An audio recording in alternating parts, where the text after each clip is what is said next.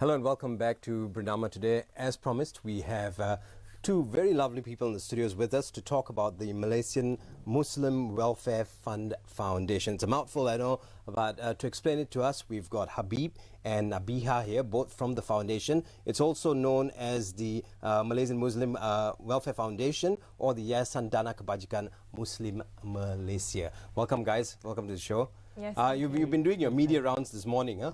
Yes. The Malay show, now us. Thank you very much for coming in very last minute. Thank now, so let's talk about, before we get into the foundation, let's talk about how both of y'all are connected through the foundation. Okay, actually, actually we have been connected since our secondary school's programs. So our organization focusing on the youth development program. So in that program, we firstly met in our first gather for the youth right after SPM. Just after SPM, you guys met. Yes.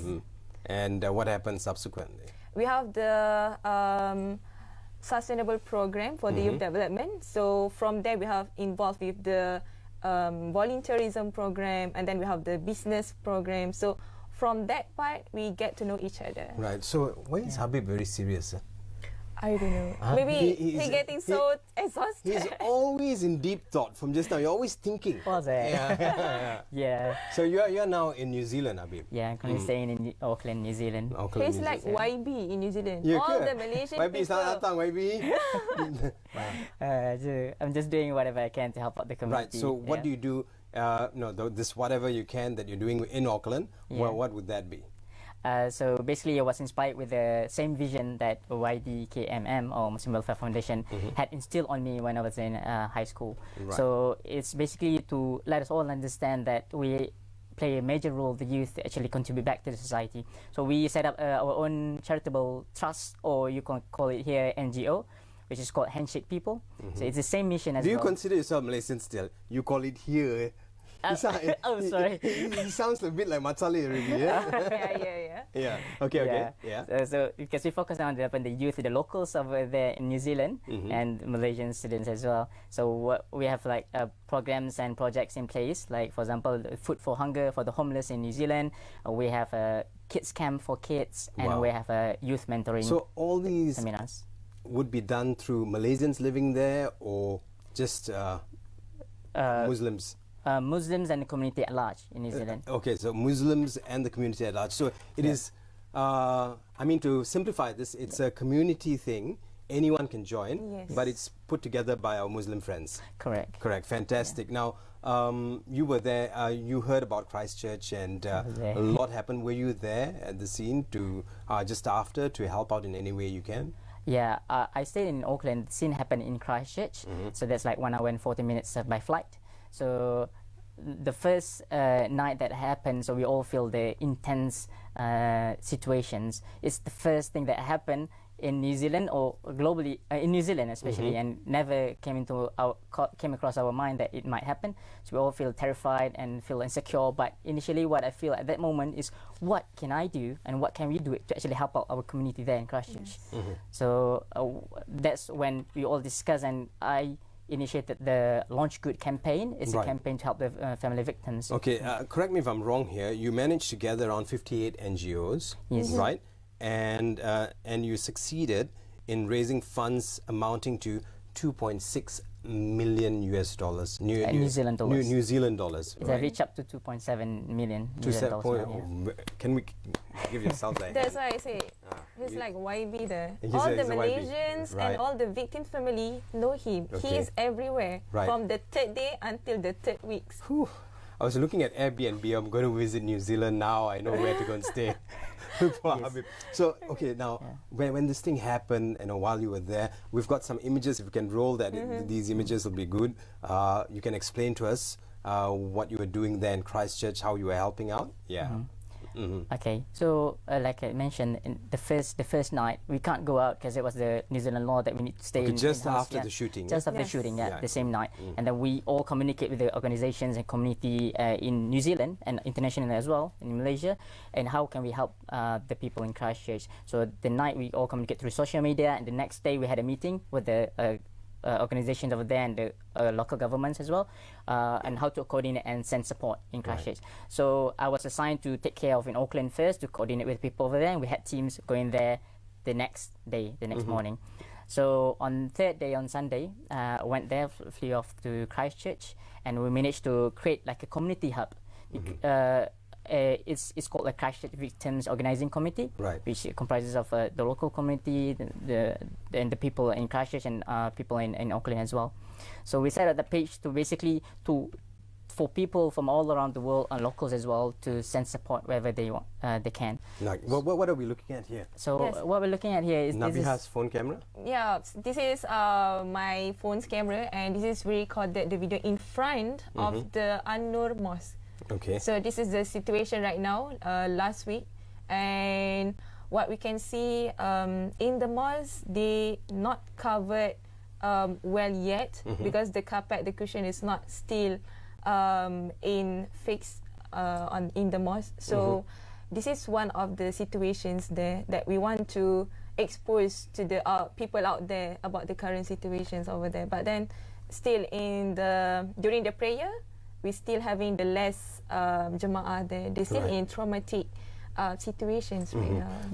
Now, I think, was it last Friday or the Friday before last when they got together for Friday prayers in Christchurch and also all over New Zealand? Yes. And everyone came together. Were any of you there at that point? Yeah, I was in Christchurch, Hagley Park for the first Friday after the event that happened, where all the organizations and embassies from all around the world came as well. So Jacinda Ardern gave a speech as well, and the Imam of the Well, what are your thoughts about how New Zealand handled this as a country? You know, the way they handled this, the crisis managed the whole thing, the way everyone came together, you know. Yes.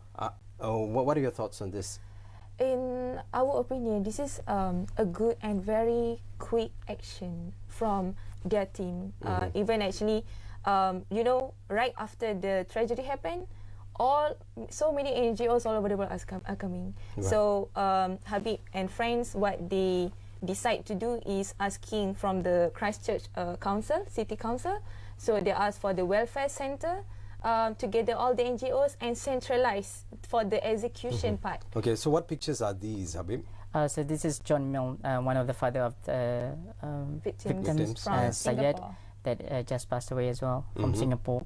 Sorry, this is he's a Kiwi, but he married with a Singaporean. So we help out the family out, and I'm trying to for the burial management processes and how to deal with the processes. Yeah. Right. Well, what was interesting is what the Prime Minister came out to say. You know, said, "I'm not going to give him a name." You know, and she went on to talk about how people came together and how difficult was it for you to meet Malaysians there? There were only 3 Malaysians there. Yeah. How difficult was it for you to go meet them or to offer a helping hand? Look, because I can't just wait for processes in place or waiting for certain permissions for me to be able to help out. So because I flew there and be underground, so we set up the community hub initially before it was taken over by the Christchurch City Council. So they were very accommodating and let the community, the Muslim community themselves, lead the first few period before they help out to put everything in pieces. So because I was there and meeting with the community, with the family as well, so how we get out to reach out to them, because everybody is supporting one another. I could easily say that, hey, I'm from this community, I want to help directly with the family, so where can I get the information from? And knowing with a lot of other organizations, the relationship before the event that happened really help out in easing up the whole process. Right. So people, while you were there, so sorry for cutting you out, but while you were there, did you or did your organization try to get in touch with Putrajaya? Okay, for that, because right after my team went to Christchurch 2 weeks after.